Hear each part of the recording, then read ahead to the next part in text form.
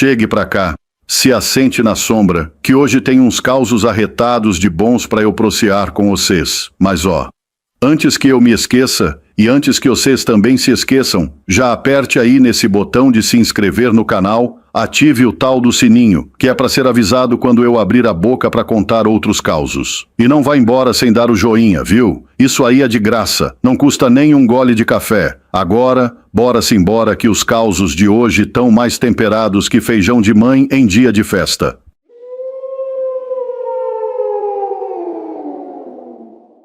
Pois bem, a história é de um menino chamado Joaquim Raimundo, mas que o povo só chamava de Quim-Quim, porque nasceu miudinho, franzino, parecia que o vento carregava. A família dele era pobre que só rato de engenho quebrado. Eram 11 filhos em casa, tudo criado no feijão com farinha e um gole de café ralo. O pai, um cabra chamado Seu Chico das Dores, morreu cedo, de tanto bater enxada de sol a sol. No sertão, você sabe como é. Quando o pai parte, o filho mais velho pega as rédeas da casa. E o mais velho de Quim-Quim era um tal de Antônio Grosso, cabra mandão e enjoado, que achava bonito humilhar os mais novos. E a vida do pequeno Joaquim não era brincadeira não, viu? Criança pobre no sertão, naquele tempo, não tinha boneco, bicicleta, nem carrinho de loja. Brincadeira era de inventar. Fazia boi de osso de galinha, carrinho de lata de sardinha com rodinha de arame, peão de madeira cortado a facão, e ainda tinha que dividir o tempo entre essas invenção e o trabalho, buscar água em pote de barro, catar graveto no mato para acender o fogo, espantar cabra do roçado e ajudar a mãe a peneirar feijão com os irmãos. Pois um dia, Quim-Quim chegou em casa com os olhinhos brilhando, dizendo: "Mãe, eu vou ser doutor advogado." Aí foi risada para todo canto. Antônio Grosso quase caiu da rede gargalhando. "Ô, Quim", disse ele, "doutor, tu mal sabe juntar as letras. Tu nasceu foi para bater foice e tanger cabra, não para mexer com papel." E para completar a zombaria, o cabra pegou a enxada, botou na mão do menino e falou: "Olha aqui, Quim, tua caneta é essa daqui, caneta de roça que escreve no chão." A mãe, Dona Maria de Lourdes, ficou calada, mas no fundo guardava uma fé no menino. Ela mesma dizia: "Esse Quim tem um quê diferente, não sei explicar." O tempo passou e Quim-Quim foi crescendo naquele aperreio. Ia cedo para a roça, mas à noite se agarrava com um livrinho velho de cartilha que a professora tinha dado. E olhe, ele lia em voz alta, tropeçando, mas lia. Foi aí que, por volta dos 12 anos, aconteceu a virada. Chegou para aquelas bandas um casal rico de Teresina, gente metida, mas de coração bom, seu Arnaldo e Dona Severina, 2 advogados que tinham comprado umas terras perto de Campo Maior. E como no sertão a amizade cresce que nem mandacaru depois da chuva, logo o casal conheceu o miudinho Quim-Quim. O cabra era ligeiro, esperto na conversa, carregava água, pescava, catava lenha, fazia tudo, ganhou a confiança deles. E não é que num churrasco lá de fazenda, o menino pegou um violão quebrado, afinou do jeito dele e começou a cantar e contar causo. O povo caiu na risada, achando graça na prosa. O casal gostou tanto que quando foi embora para Teresina, resolveu levar o menino junto. "Quim, tu vai pra capital com a gente, tu merece chance melhor." "Oxi, aquilo foi um rebuliço." A família não acreditou. Antônio Grosso disse: "Esse peste não vai aguentar nem a poeira da capital." Mas foi. Em Teresina, Quim-Quim se lascou de trabalhar. Limpava quintal, lavava carro, varria a casa. Mas à noite se agarrava nos cadernos, estudava que só. Passou aperto, mas não desistiu. E para ajudar, a filha do casal, uma mocinha chamada Rosinha, que era bonita que só luar em noite clara, começou a ter amizade grande com ele. Quim-Quim, besta de amor, disse um dia: "Rosinha, um dia eu vou ser advogado e vou lhe pedir em casamento." Ela riu, mas disse: "Pois trate de virar doutor mesmo, Quim, porque eu não vou casar com qualquer matuto sem estudo, não." E aquilo foi a lenha na fogueira do sonho dele. Pois o tempo correu e o cabra se formou mesmo. Joaquim Raimundo de Juazeiro do Piauí virou doutor Quim-Quim, advogado respeitado em Teresina, com escritório no centro, cheio de papel e ar-condicionado que só os ricos conhecem. Casou-se com Rosinha, teve 2 filhos e virou exemplo de vitória. Mas o mais bonito foi quando ele voltou, já engravatado, para Juazeiro. Chegou na casa da mãe, deu-lhe um abraço que quase desmonta a véia. Depois foi na casa do irmão, o tal do Antônio Grosso, encontrou o cabra acabado, com a roça seca, a casa caindo aos pedaços. Antônio Grosso ficou sem jeito e disse: Eu não mereço tua ajuda, Kim. Eu te humilhei, lhe tirei da escola, botei a enxada na tua mão. Kim sorriu, deu um abraço nele e respondeu: Pois é, Antônio. Aquela enxada que você me deu foi a maior lembrança da minha vida. Vou levar comigo, pintar e pendurar no meu escritório. Toda vez que eu olhar para ela, vou me lembrar que foi teu deboche que me deu força para ser doutor. E assim fez.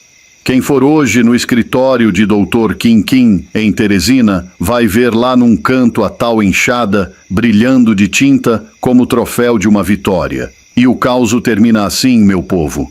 O menino pobre, que o povo chamava de Kim Kim, virou doutor grande e respeitado, mas nunca esqueceu de onde veio. E a lição é essa: se sua fé for do tamanho do seu sonho, não há seca que lhe derrube.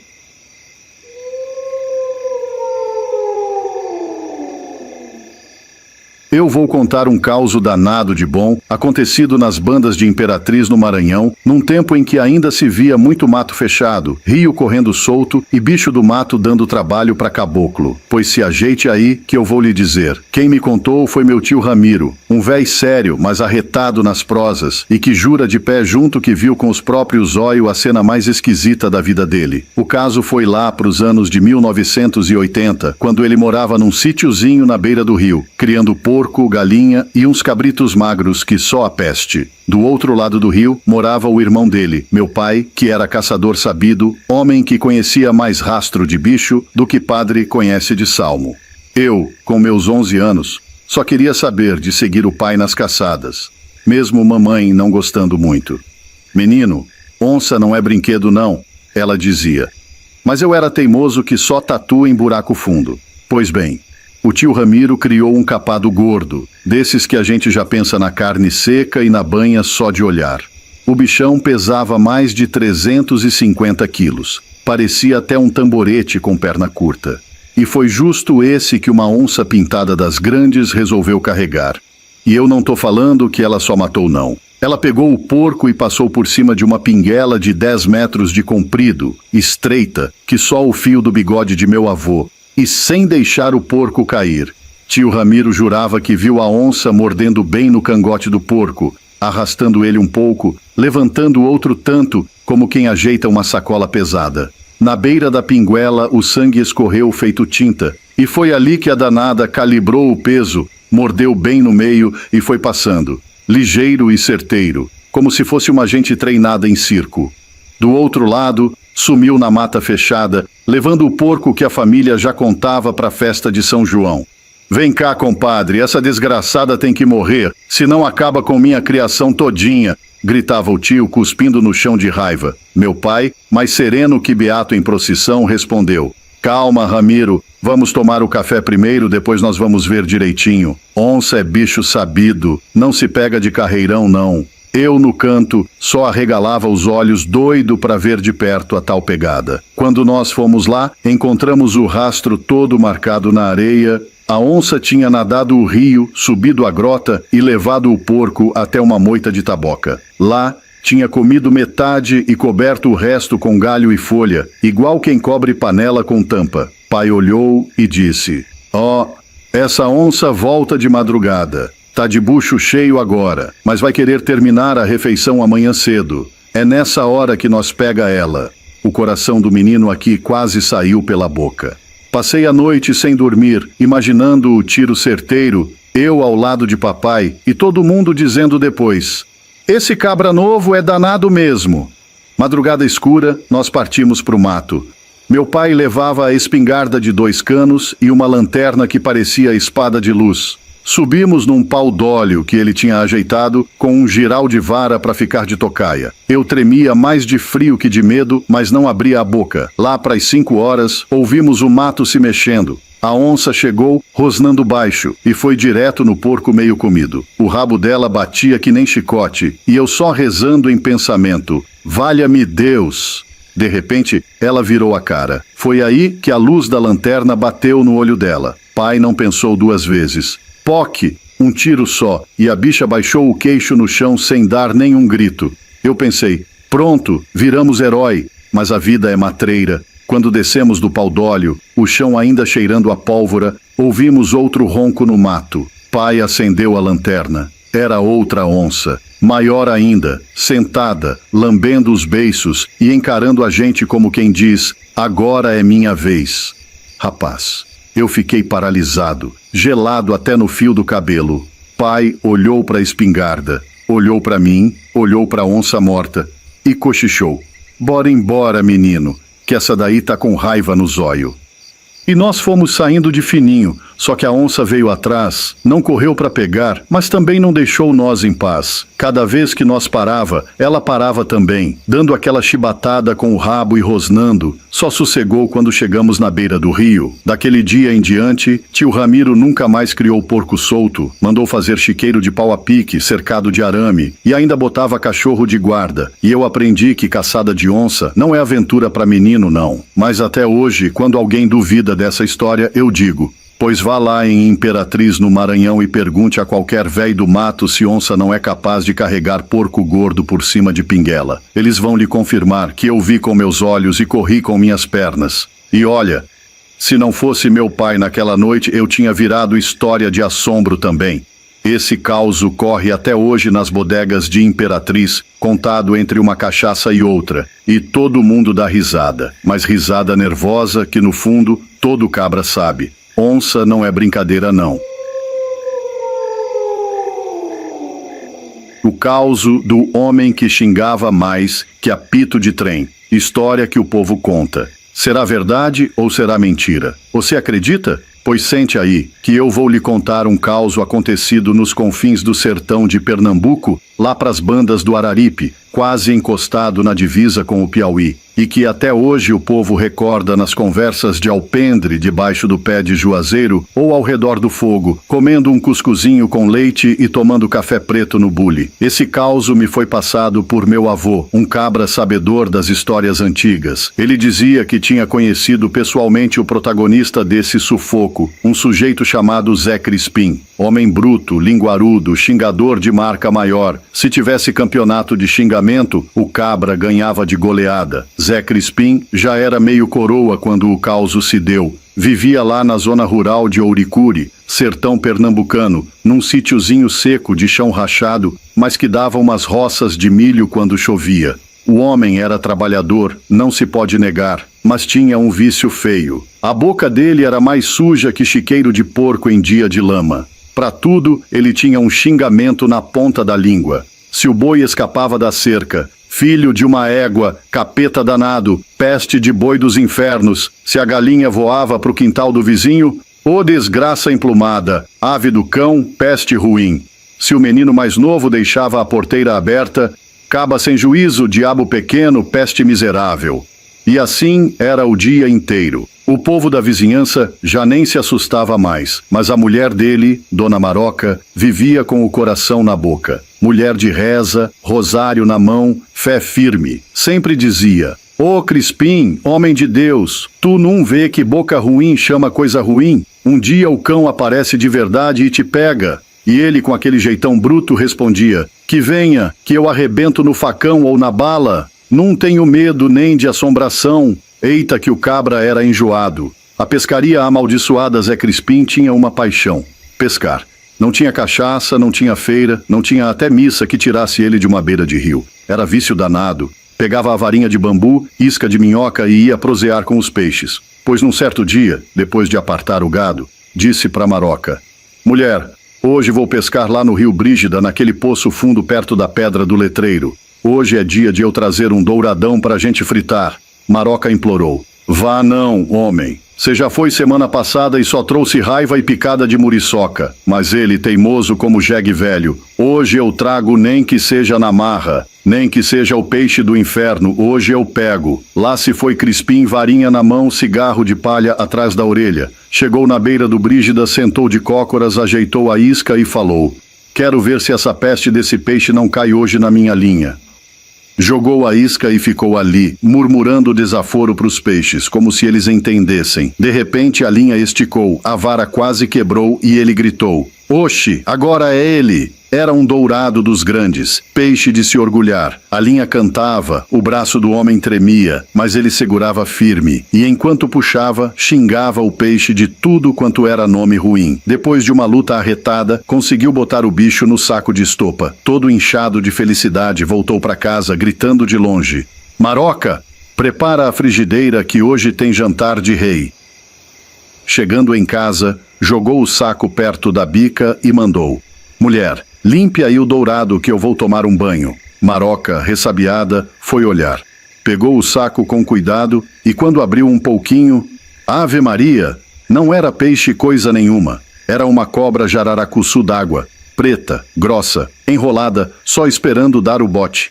A mulher largou o saco, deu um grito que ecoou no sítio todo: "É cobra, Crispim! Cobra dos infernos!" Ele, sem acreditar, veio bufando: "Deixa de besteira, mulher medrosa, eu sei a diferença de peixe para cobra." E sem pensar duas vezes, meteu a mão dentro do saco. A cobra se virou ligeira e cravou os dentes na mão direita dele. O cabra gritou que parecia trovão rachando serra. Se urinou na mesma hora de tanta dor e ainda assim, na agonia, não parava de xingar: "Peste, desgraça, filho do cão." Maroca tentou puxar ele, rezava alto, fazia o sinal da cruz. O braço dele começou a inchar, esquentar, e depois de dias entre a vida e a morte, só não morreu porque teve um benzedeiro famoso em Bodocó que fez reza forte, passou garrafada de erva e segurou a alma do cabra. Crispim sobreviveu, mas o braço ficou murcho, seco, torto, como se tivesse virado galho de árvore seca. Nunca mais mexeu a mão direita. Virou o que o povo chamava de braço morto. Daquele dia em diante, ele deu uma diminuída na boca suja. Continuava resmungando, porque língua de velho não muda muito, mas nunca mais se atreveu a soltar aquelas blasfêmias pesadas. Até ia de vez em quando na missa em Exu, coisa que nunca fazia antes. E quando alguém perguntava sobre o braço, ele dizia com a maior seriedade: "Não xingue não, compadre. Boca ruim chama coisa ruim." Eu chamei, e o cão veio em forma de peixe. Quando botei a mão já era cobra. Paguei caro. Hoje só xingo formiga e muriçoca, e olhe lá. E arrematava: "Quem chama Deus recebe bênção. Quem chama o diabo recebe cobra." Moral do causo. E é por isso, meus compadres, que até hoje, nas redondezas do sertão pernambucano e do Piauí, quando o povo vê um sujeito xingador, logo lembram do causo do Zé Crispim e a cobra do Rio Brígida. E eu lhe digo, pode ser mentira, pode ser verdade, mas que o braço dele secou mesmo, secou.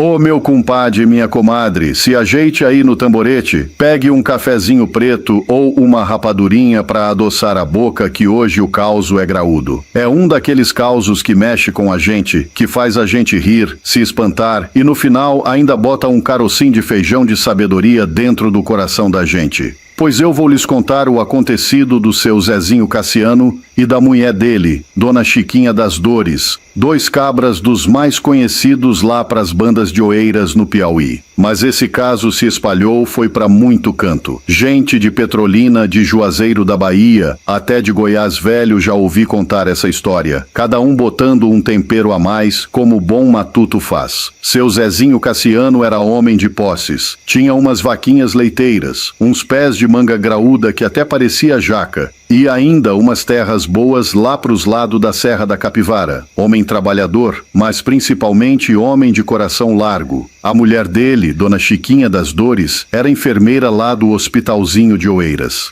Pense numa cabocla de mão boa. Quando não tava puxando o menino no meio da madrugada, tava dando injeção em gente que nem tinha coragem de olhar pra agulha. Os 2 eram daqueles casais que a gente olha e diz: "Oxente, se casamento fosse só assim, todo mundo casava." Alegre e hospitaleiro, ajudavam todo mundo. O povo mais pobre batia lá na porta deles de madrugada. "Dona Chiquinha, meu menino tá ardendo em febre." E lá ia ela, de chinelo, cabelo desgrenhado, mas com sorriso aberto, acudir o povo. Seu Zezinho, quando vinha da roça, a caminhonetona dele, uma C10 azul, ano da graça de 1972, vinha abarrotada de abóbora, melancia, alface, rapadura, queijo de coalho, só que vender mesmo ele vendia pouco e a era distribuindo pelo caminho. "Tome aqui uma melancia, comadre. Leve esses queijos, compadre, para não dizer que não ajudei. O padre lá da cidade até dizia que se tivesse eleição para prefeito, seu Zezinho ganhava de lavada, mas ele só ria, coçava a cabeça e falava: Ave Maria, padre, eu gosto é de ajudar o povo. Politiquice não cabe em mim, não.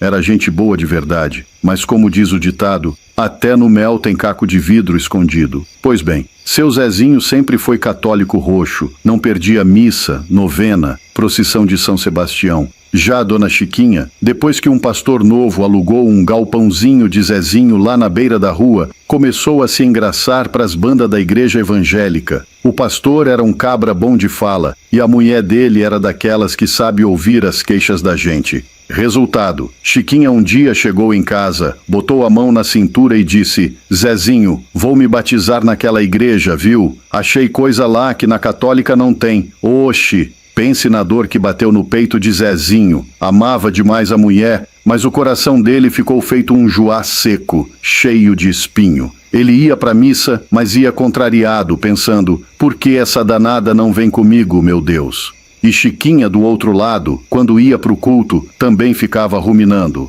por que esse cabeça dura não vem comigo, meu pai? E assim viveram anos. Não deixaram de ser bons, nem de ajudar o povo, mas o ranço, a mágoa, ficou feito caroço de manga entalado na garganta. Um dia, numa sexta-feira de calorão, Dona Chiquinha tirou folga e disse: Bora pra roça, Zezinho?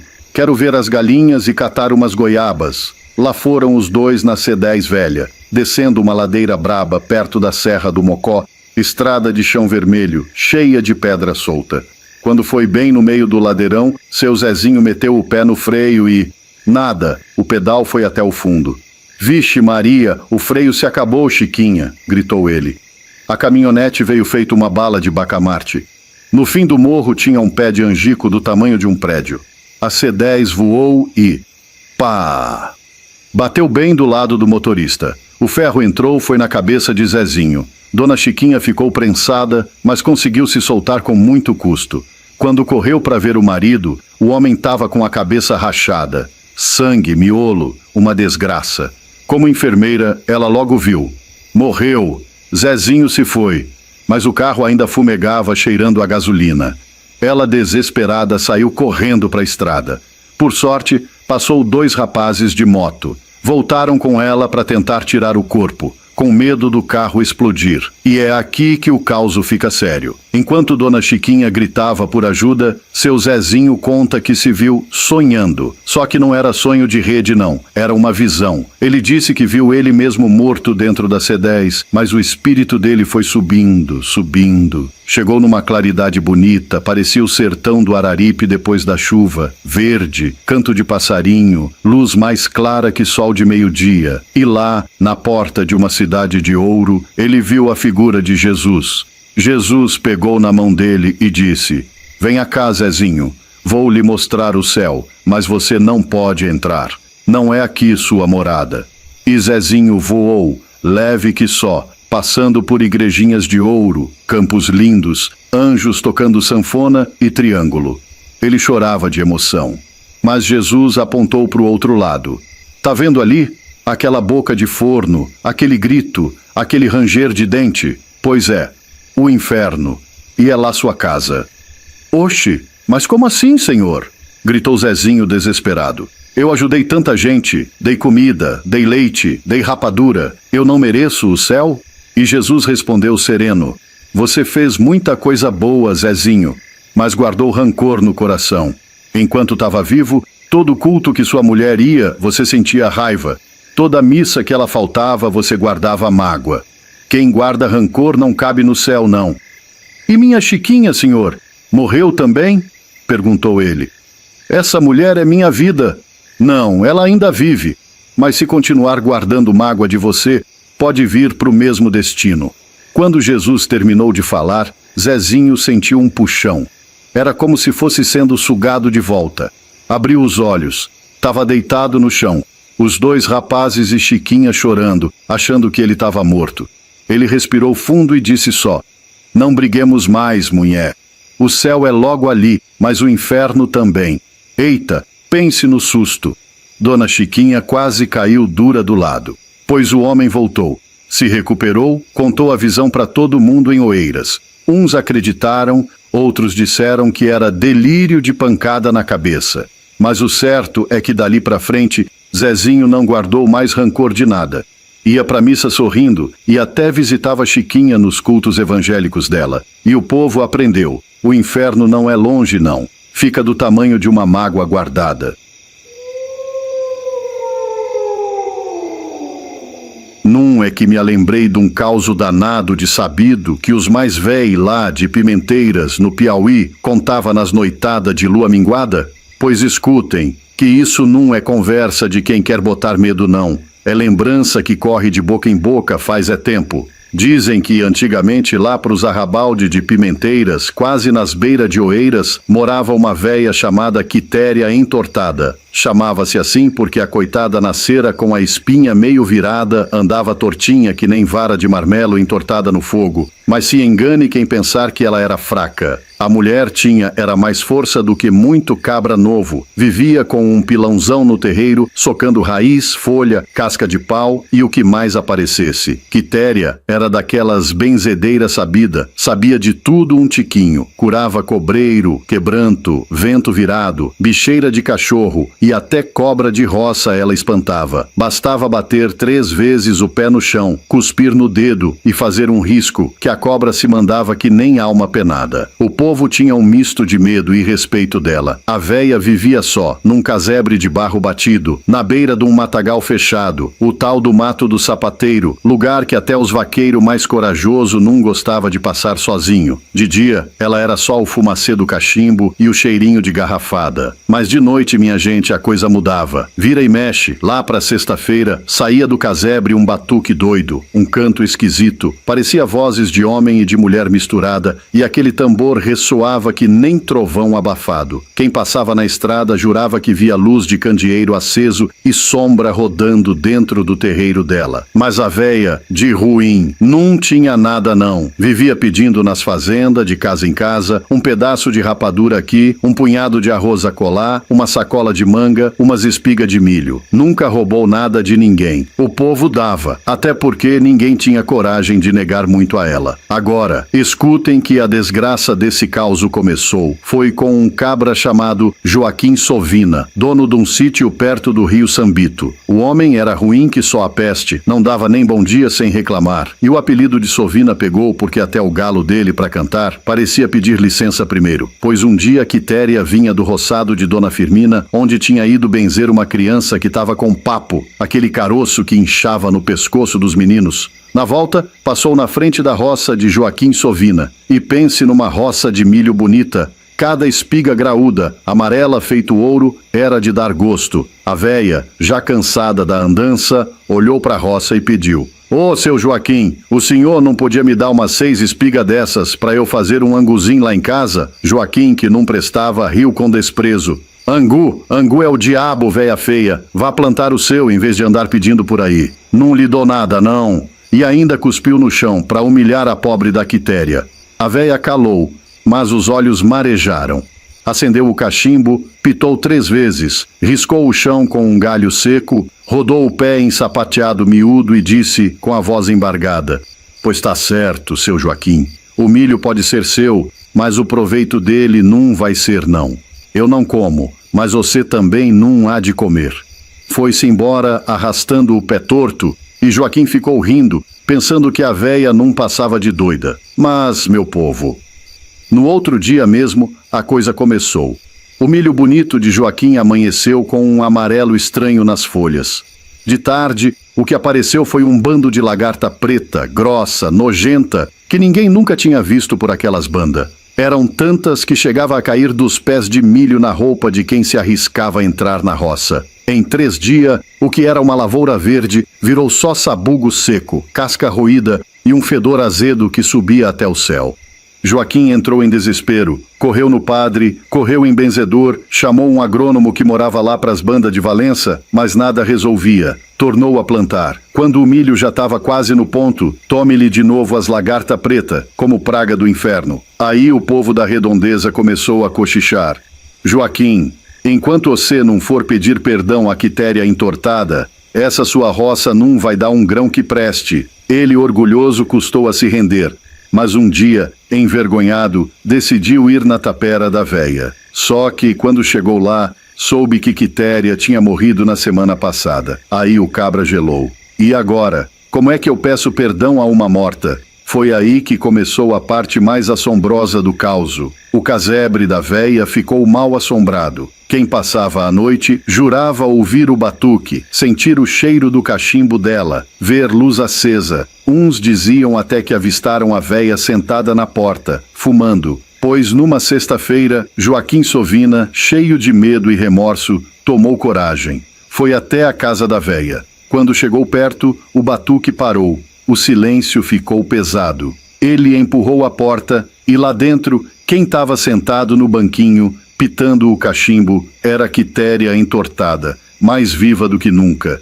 Joaquim quase caiu duro. Mas eu vi o enterro da senhora, balbuciou ele. E a véia respondeu, serena, quem morreu foi só meu corpo. Meu espírito ainda anda por essas bandas até o juízo final. Ele caiu de joelho pedindo perdão. E a véia falou, tá perdoado, Joaquim, mas aprenda, nunca mais humilhe um pobre. Toda vez que colher milho, separe um punhado e dê para os vizinhos mais necessitados. Assim, a praga não volta. E foi desse jeito. A partir daquele ano, Joaquim colheu a melhor roça da região, mas nunca esqueceu a lição. Até morrer, repartia sempre parte da colheita, com medo da lagarta preta de Quitéria voltar. E o mais engraçado, meu povo, essa praga nunca mais apareceu em canto nenhum. Foi coisa só da roça de Joaquim, praga de promessa mal quebrada. Hoje em dia, o lugar onde era o casebre da Quitéria virou pasto, mas os mais véis juram que, em noite de sexta-feira, ainda se ouve um batuque longe, longe, e o cheiro do cachimbo da véia sobe com o vento. E vocês sabem como é. No sertão, não se brinca com a palavra de benzedeira.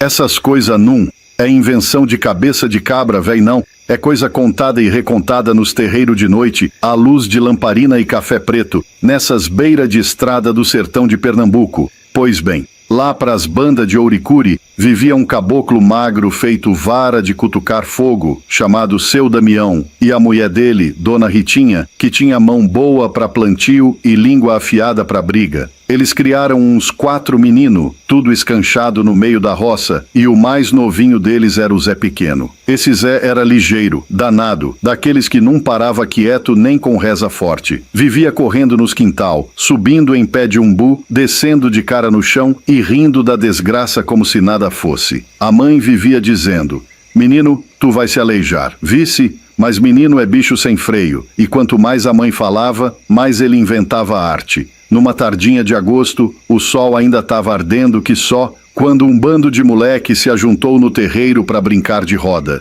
Era aquele corre-corre, poeira subindo, gritaria, galinha voando, cachorro latindo atrás das pernas dos meninos.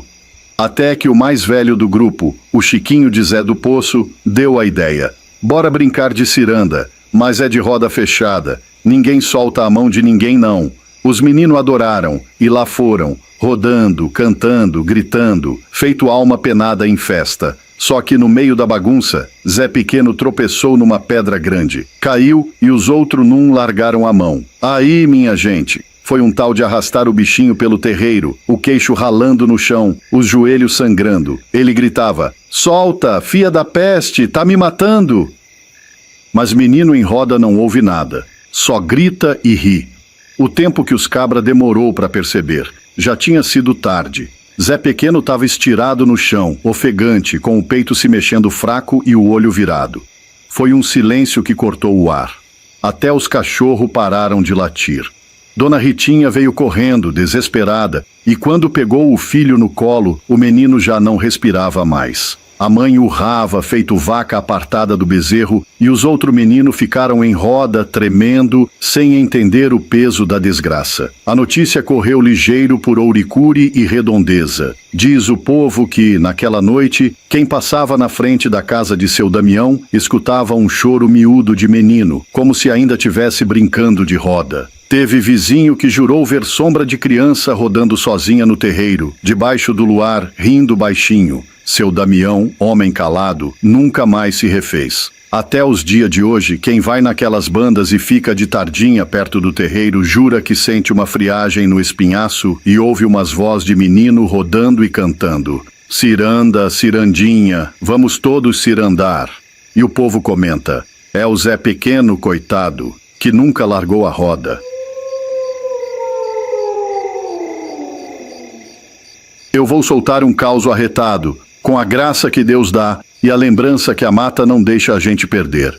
O cenário? Pará, município de Almeirim, nas beiradas do rio Jari, pertinho do distrito de Monte Dourado, que o cabra atravessa num pulo, só espantando mosquitos com o chapéu. Tempo de inverno amazônico, céu preto que só, vento torcendo bacaba, e aquele cheiro de terra molhada que dá vontade de comer com farinha. Quem me passou a história foi seu Oséias do Carrapicho, cabra de palavra, que na época era um rapazote de 18 anos. Amigo de rabo de saia e de pesca de Manel Pororoca, hoje cunhado dele, que casou com a irmã e virou de casa.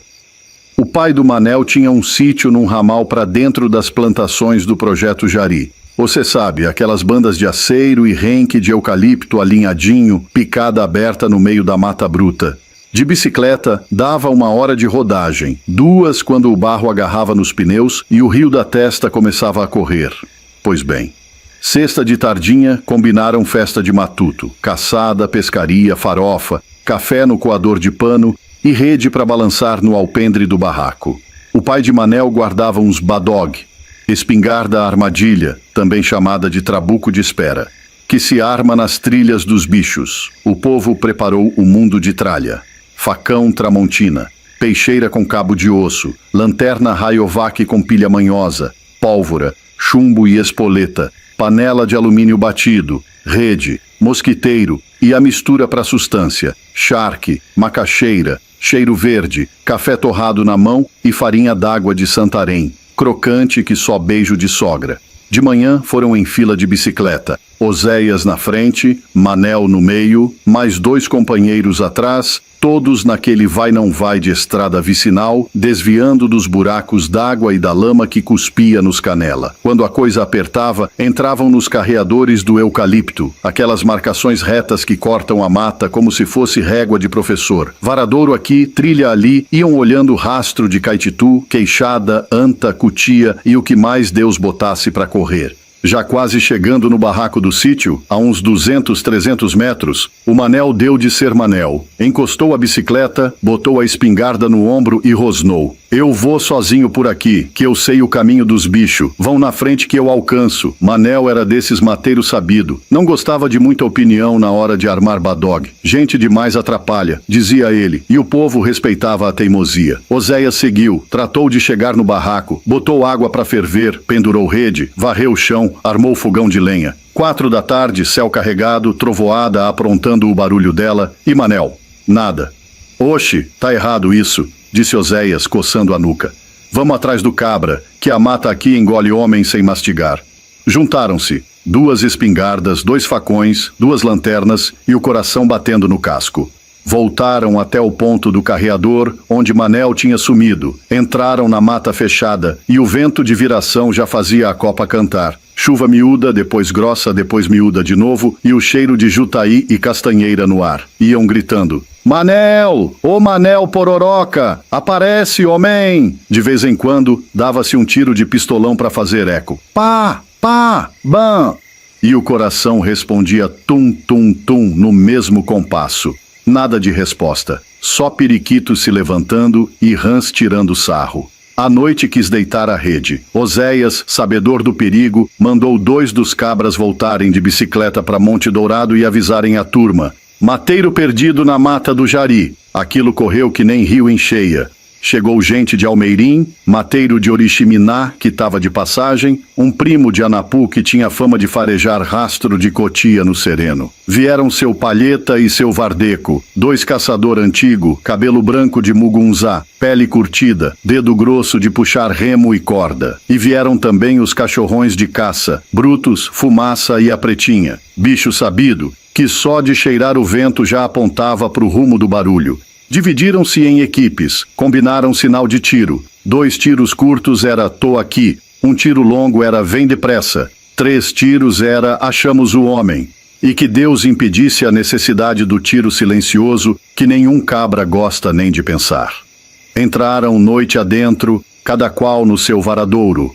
A chuva engrossou, o vento torceu as palhas, e raios lamberam as nuvens como cobra de fogo. O mato, escuro de verdade, só abria vereda de luz onde a lanterna passava tremendo, e foi varando a madrugada, grito pra cá, pau pra lá, e nada do Manel. O inverno não dá trégua para quem brinca de desobedecer a mata. Amanheceu no sereno morno das 5, nuvem cinza, Martim Pescador cantando no igarapé. O povo encostou um pouquinho num abrigo de seringueiro, engoliu café preto com beiju, só para acordar as vistas, e já ia entrar de novo quando o Brutus ficou de orelha em pé. Rosnou o bicho, arrepiado. Na tocaia do cachorro veio a pretinha, que é ligeira de faro. Os três armaram um corre-corre no mato espesso, sumiram adiante. Seu Vardeco ergueu a mão. Deixa os bichos ir. Quando eles empoqueiam assim é coisa viva. Vamos no rasto. Caminho de espinho de jupati. Abacaxi bravo metendo dente nas canelas. Lama mordendo as botas. Lá na frente, um buraco de boca grande, com um roncado estranho saindo de dentro, sopro quente que fez até a lanterna suar. Os meninos meteram folha de mamona no buraco, com aquele truque de caçador que dizem ser certo para tirar porco. Molha com um pingo forte e empurra, que Caititu não aguenta o cheiro humano na toca. As folhas voltavam cortadas como se um dente amolado mastigasse raiva. Égua, isso não é porco não, murmurou seu Vardeco coçando o queixo. Porco bate e corre. Isso aí é coisa do mato. Nessa hora, bem baixinho, de um lado para o outro, como se viesse de debaixo de raiz, surgiu um barulhinho. Risada de menino, conversa sussurrada, pula-pula de brincadeira. O povo se entreolhou. Oséias cochichou. Oxente, será que trouxeram os meninos do bombeiro Mirim de Almeirim para dentro dessa mata fechada? Que loucura é essa? Seu Palheta bateu o pé. Ninguém traz curumim pra cá no tempo de trovoada. Isso é curupira fazendo graça. Silêncio. Ouçam. O ronco do buraco calou, as risadinhas saltaram mais pra diante como se puxassem o ouvido da gente pro interior do Mato Grosso. A pretinha latiu para a esquerda, o Brutus ganhou mato para a direita, o Fumaça ficou plantado, apontando com o focinho para um capão de abacaxi bravo. E ali, sentado num toco, barba por fazer, olho perdido, braço todo relepado de uguinha e patioba, espingarda no colo como se fosse rei, estava Manel Pororoca. «Manel!» gritou Oséias, já com o nó se desfazendo na garganta. «Homem de Deus, nós tá te catando desde ontem!» Manel levantou o olho devagar, como quem acorda de sonho ruim. A rede dele, nada. O facão, sumido. A lanterna, Deus sabe. Só a espingarda e um silêncio de pedra na boca. Tu não ouviu os tiros não, Manel? Insistiu seu Palheta. Pá, pá, a noite todinha, igual a festa de santo. Manel deu de ombro. Nem fome dizia que tinha, nem sede. Parecia que o pensamento estava preso numa teia de aranha. Levaram o homem em silêncio de volta pro aceiro. Conforme caminhavam, seu Vardeco ia falando sem olhar para trás. A mata é cheia de dono. Curupira não gosta de ver bicho de Deus apanhando em armadilha. Matinta assovia quando quer trela. E tem coisa que a gente não põe o nome, porque nome chama. Ainda bem que Brutus acuou a coisa ali. Senão, esses sussurros levavam o cabra pro fundo dos igarapé, onde nem anzol acha. No barraco, deram pro Manel caldo de peixe com jambu, farinha grossa, café de panela. Horas depois, ele destravou a língua. Contou que, quando se separou do grupo, viu uma anta grande cruzar o varadouro, macia que só rede nova. É hoje, pensou. E entrou no rastro da bicha. A anta não dava ponto de tiro, sumia, reaparecia, brincava de enganar. Quando ele deu por fé, era escuro. Resolveu subir numa árvore, armou a rede, pra onça não beliscar. Chuva caiu, vento cantou, e ele diz que escutou o menino rindo e conversando por baixo, como se tivesse recreio no terreiro. Depois disso, nada. Só um clarão de dia e o corpo pesado que nem saco de milho molhado. E a rede? O facão? A lanterna? Perguntou Oséias. Não sei, respondeu Manel coçando a nuca. Quando acordei, tava sem nada, só com a bicha, a espingarda. Me guiei foi pelo cheiro da terra e parei naquele toco para esperar a coragem voltar. Seu Vardeco, homem de muita estrada, concluiu do jeito dele. Achamo porque os cachorro travou a coisa naquele buraco. Se ela puxa tu mais um cadinho, nunca mais nós vê. Encanto de mato gosta de gente afoita, e tu foi afoito atrás de anta com o tempo virando. A cidade soube da volta de Manel pelo sinal de tiro combinado. 3 estalos no ar, ecoando pelas fileiras de eucalipto até cair na beira do jari. A turma se abraçou, teve quem risse de nervoso, teve quem molhasse o olho sem querer. O pessoal de Monte Dourado comentou dias, o mercado de Almeirim chiou de prosa, e até em Santarém esse causo escapuliu no balcão de uma bodega. Naquele tempo, e ainda hoje se duvidar, caboclo novo se criava no Aperreio e na Valência. Acordando cedo, carregando lata d'água, cortando lenha, pescando no igarapé, catando açaí, subindo em bacabeira e voltando para casa com espinho no dedo e risada nos beiços. Brinquedo? Carro de lata, peão de jucá, bodoque para acertar manga caída. Comida? O que tinha? Piracuí, arroz de cuchá quando aparecia, pacu frito, tacacá no fim da tarde se a sorte sorrisse. Luz era de lamparina, banho de igarapé, e remédio era chá de erva cidreira e reza forte. E a fé, minha gente? Fé era quem deixava a gente virar o dia no peito aberto, crendo que Deus anda na beira da mata também. Depois desse susto, Manel criou juízo, um tantinho. Nunca mais saiu sozinho para armar badog em dia de trovoada. Quando muito ia em dupla e ainda pedia licença baixinho do jeito que mateiro antigo ensina. Com licença, dono da mata, não vim fazer mal, só comer o de comer. Se for para dar errado, apareça um sinal que eu vou me embora. E se você, de língua afiada, disser que isso é conversa de matuto, eu só digo, égua, bicho, duvide não. Pergunte a seu Oséias do Carrapicho quando for a Monte Dourado. Pergunte a seu Vardeco, que hoje vende farinha na beira do porto de Almeirim. Pergunte aos cachorrão se eles pudessem falar. A mata é viva, tem dono, tem encanto, tem criança rindo onde não tem escola. E a gente, que é gente de chão, respeita e passa.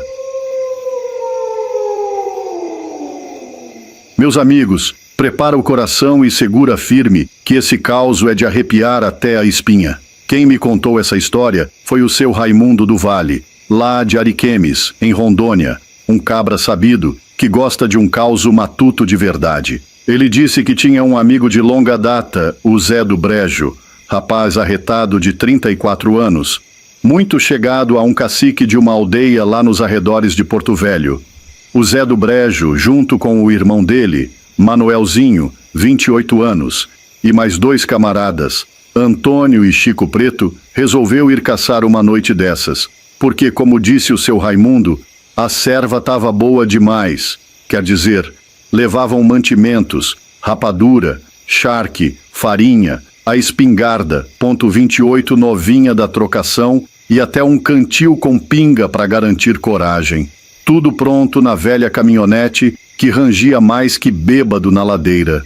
Eles saíram no fim da tarde, rindo e conversando, sempre explicando ao cacique da aldeia que vinham com respeito, só para caçar uns bichos e não causar confusão. Mas o cacique, com o olhar sério que atravessa até as raízes do mato, perguntou: certeza que vão caçar hoje, cabras? Lembram que é quarta-feira santa?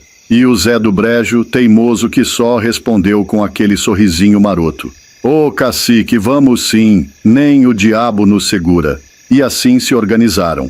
Manuelzinho e Antônio foram com um trepeiro, espalhando-se pelo capinzal alto, e Zé do Brejo com Chico Preto ficaram em outro ponto, esperando qualquer bicho aparecer. O mato era feio de doer, cheio de árvores tortas e raízes expostas que pareciam tentáculos saindo da terra. O vento fazia um barulho estranho nas folhas, que parecia sussurrar nome de quem passava. Quando bateu 11 horas da noite, o mato começou a ranger de um jeito que dava até arrepios, mas nada aparecia. A lua escondida, o silêncio quebrado só pelo grilo e pelo som distante de algum corvo voando. O tempo foi passando, devagarinho, e Zé do Brejo jurava que cada galho quebrado era algum bicho rondando a serva do irmão. Chegou perto de 1h da madrugada. Faltavam uns 10 minutinhos, e o barulho no mato ficou pesado, pesado que só. Parecia que alguma coisa grande se arrastava no capim alto. Zé do Brejo se preparou, mas o bicho não parava, passando bem pertinho dele, indo em direção à rede onde dormia Manuelzinho. Ele pensou em acender a lanterna, mas teve medo de espantar o tal bicho, então ficou quieto, só escutando o ranger das folhas e o coração pulsando na boca. E aí, meus amigos, aconteceu o que ninguém quer que aconteça. Manuelzinho, que estava dormindo tranquilo, sentiu algo encostar na cintura, um aperto frio que fez ele pular da rede. Chico Preto, amarrado no poleiro, cochilava sem perceber nada. Mas o bicho passava quase voando, sem fazer barulho, mas com cheiro ruim. Um cheiro de ciça misturada com mato molhado que cortava o nariz. Manuelzinho acordou assustado, pegou a espingarda e a lanterna e iluminou a coisa. O que ele viu, oxente, era coisa de outro mundo. O bicho levantou em 2 patas, sacolejou tanto que a espingarda caiu da mão do cabra. Chico Preto, mesmo amarrado, acordou de susto e tentou mirar com a espingarda, mas nada acertava. Foram 3 tiros, de pertinho, e o bicho parecia rir da situação. Um riso horrível, meio guincho, meio grunhido, que dava arrepios até nos ossos. Depois, quando olharam por baixo do poleiro, viram o bicho direito. Parecia um chimpanzé pequeno, orelhinhas pontudas, olhos vermelhos que brilhavam no escuro, 2 tufos na cabeça parecendo chifres nascendo, corpo coberto de pelo grosso como se fosse um pequeno urso do mato, e garras afiadas que reluziam à luz da lua. Tentaram disparar várias vezes, mais de 7 cartuchos, e nada. O medo tomou conta e o tempo foi passando devagarinho até que o dia começou a clarear e o bicho sumiu, desaparecendo entre árvores e capim alto, como se nunca tivesse existido. Desceram para a aldeia achando que chegariam antes do outro grupo, mas Zé do Brejo e Antônio ainda não tinham chegado. Quando finalmente se reuniram, todos estavam assustados, trocando histórias, tentando entender o que tinha acontecido. Cada detalhe pior que o outro. O pelo do bicho, os olhos vermelhos, as garras, os dentes afiados. Zé Raimundo disse que o barulho que ele fazia parecia misturar grunhido com risada, e que a sensação de frio na espinha era grande demais para ignorar. Quando contaram tudo para o cacique, ele falou sério. Vai embora, não volte mais a esse mato. Respeita os limites que nem tudo é brincadeira. E desde então, Zé do Brejo nunca mais voltou à aldeia, nem jogou bola com os filhos do cacique, nem se aproximou do lugar. Ficou o mistério, que ninguém consegue explicar direito. E, meus amigos, o Zé Raimundo ainda aconselha, respeita o mato e os mistérios que ele guarda. Quem gosta de caçar ou andar por essas bandas tem que saber que nem tudo é para ser mexido. O povo da tribo sabe coisas que ninguém conta, e acontecem umas desgraças que até o mais valente arrepia só de ouvir. E assim termina mais um caos matuto nordestino de arrepiar, cheio de mistério. Respeito pelo mato, cheiro de ciça e vento que parece sussurrar. Quem for andar por essas bandas de Rondônia ou Amazonas, melhor ir com Deus na cabeça e coragem no coração, porque o mato guarda segredo que ninguém deve provocar. E só os humildes e atentos sobrevivem para contar a história. Esse causo é sobre um caboclinho que era mascate. Mascate, para quem não sabe, era aqueles cabra viajador, vendedor de tudo quanto é tralha, que andava de vila em vila, de fazenda em fazenda, batendo perna ou montado num jumentim cansado, carregando uma mala grande ou um caixote cheio de coisa para vender. O homem vendia de um tudo, de botão de camisa a perfume, de faca de ponta a rosário bento, de pente de osso a pano para vestido. Era como se fosse o mercado ambulante do povo pobre do interior, porque nem todo canto tinha comércio, né? Aí o mascate vinha com aquele caixotão cheio de novidade, abrindo as gavetas de madeira, mostrando espelho, sabão cheiroso, até uns remédios para dor no corpo que ninguém sabia se prestava, mas o povo comprava. E o cabra mascate era sabido demais. Além de vendedor, era conversador, contador de história, arrumava até casamento mostrando pano pras moças e joia pras véia. Só que como vivia de estrada, ele pegava sol, chuva, poeira, buraco e até assombração no meio do caminho. Em resumo, mascate era o chopi do sertão, só que no lombo de jegue e fiado na confiança. Pois bem, Era lá pros lados de Picos, no Piauí, num tempo em que o mundo ainda andava mais devagar. O sol era o mesmo de hoje, quente que só. Mas a vida tinha um compasso de matuto. O galo cantava, o povo levantava, e o resto do dia era botado no roçado, no pasto, ou proseando na sombra de um juazeiro. E naquele tempo passava muito por ali os mascates. Pois bem, foi num dia desses que o seu Fernandes, um véi sério, cabeça branca, que morava num sítio escondido por detrás de uma serrinha, recebeu visita de um mascate. E o mascate trouxe para ele uns apetrecho e pros meninos lá de casa uns brinquedos de madeira, peão, biloca e um tipo de um carrinho mal feito que andava só empurrando. A criançada, 3 meninos e uma menina, ficou mais alegre que passarinho em pé de milho verde. E brincadeira de menino, você sabe, quando começa, não tem freio, né? Mas naquela tarde, o mais atrevido deles, um tal de Jaimin, inventou de subir no curral, amarrar uma corda grossa e gritar que ia brincar de voar como se fosse ave. Oxe, menino danado! A mãe ralhou, o pai gritou de longe, mas menino não escuta conselho quando a brincadeira pega na teima. E os outros riam, batiam palma, faziam algazarra, até que o Jaimin se pendurou e a corda arrochou de um jeito feio. E foi aí que a prosa virou tragédia. A meninada correu gritando. A mãe chegou sem saber o que fazia. O pai cortou a corda com a faca, mas já era tarde. O silêncio que se fez naquele terreiro doeu mais do que grito. E eu lhe digo, meu povo, até hoje quem passa por aquelas bandas de picos jura que vê, ao entardecer, um vulto de menino correndo pelos quintal e escuta a risadinha de criança no vento, mesmo quando não tem ninguém. Dizem que é a alma de Jaimin, que ficou presa na alegria da brincadeira, sem querer ir embora. Uns têm medo, outros dizem que ele protege as crianças para não acontecer de novo. E foi assim que nasceu esse causo. E eu lhe digo mais, mascate que trouxe os brinquedos nunca mais apareceu na região. O povo fala que ele mesmo se arreceou, como se tivesse trazido junto com as mercadorias um destino ruim.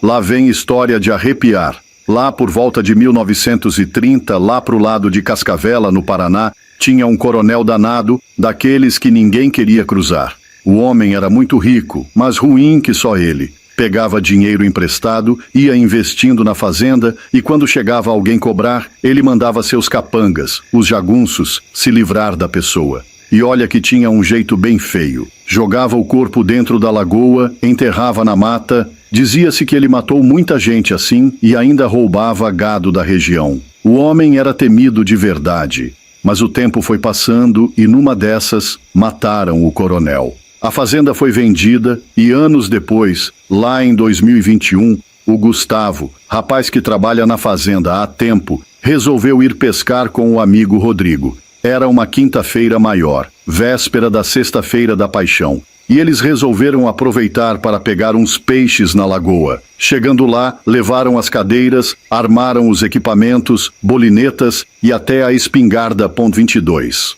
A lagoa era grande, cercada de mata fechada, com córrego entrando e saindo, e ainda tinha tatu e paca que viviam fuçando por ali. Eles andaram cerca de 1 quilômetro procurando bicho, mas nada apareceu. Quando voltaram, encontraram uma coisa esquisita. Uma das linhas estava no olho de um pau, e as outras duas, todas enroladas nas cadeiras. O cabra ficou encabulado, pensando que alguém tinha feito alguma brincadeira. Depois de meia hora tentando entender, resolveram continuar pescando. Mas aí começou a coisa a ficar esquisita. No céu, uma luz forte começou a piscar, clareando a lagoa todinha por uns 2 minutos. Não era relâmpago nem luz elétrica, nada. Eles ficaram meio assustados, mas continuaram na pesca. De repente, uma das varas deu um puxão tão forte que quase quebrou. Pensando que era peixe, o Gustavo puxou, mas não tinha nada. Aí, do meio da mata, veio uma pedrada que acertou a perna do Rodrigo. Ele, assustado, falou: "Rapaz, esse lugar já tem fama de assombrado. Vamos embora." Quando estavam quase chegando na casa do Rodrigo, o filho do rapaz, que estava por ali caçando com lanterna e espingarda, viu algo de arrepiar. Um ser pequeno, pretinho, com uns 1 metro de altura, vestido de branco com a boca de orelha, andando de cócoras. Os cachorros partiram para cima dele, mas saíram com o rabo entre as pernas, gritando, e o ser deu uma risada que ninguém esquece. O menino correu para dentro de casa e pai e filho ficaram olhando um para o outro, sem acreditar no que tinham visto. Gustavo contou que depois dessa, nunca mais voltou a pescar à noite nessa lagoa durante a Semana Santa. Só vai com 1 ou 2 companheiros, para não se arriscar com o mistério que ronda o lugar. Então, meus amigos, os mistérios existem, e não é pouco não. Por isso é que a gente sempre tem que pegar com Deus, pedir proteção, estudar a palavra e se manter longe das tentações do demônio. Que Deus abençoe a semana de vocês e que fiquem com Ele sempre.